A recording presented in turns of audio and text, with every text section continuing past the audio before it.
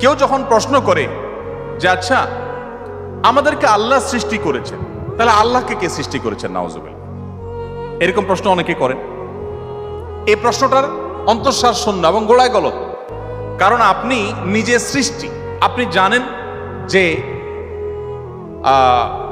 কোনো ক্রিয়া ছাড়া কোনো কর্ম হতে পারে না। সেজন্য আপনি নিজে সৃষ্টি হয়েছেন, আপনার স্রষ্টার সন্ধান করছেন যে আমি সৃষ্টি যেহেতু হয়েছে আমার স্রষ্টা নিশ্চয়ই আছে, ভালো কথা। এখন আল্লাহকেও আপনি আপনার মতো করে ভাবছেন যে তাহলে তারও স্রষ্টা দরকার। তারও যদি স্রষ্টা থাকে তাহলে তিনি স্রষ্টা হলেন কিভাবে?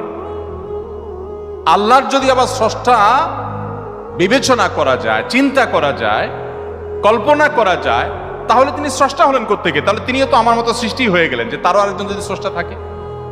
আল্লাহর কোনো স্রষ্টা থাকবে না, তিনি নিজেই স্বয়ং সম্পূর্ণ, এটা তো অবশ্যম্ভাবী।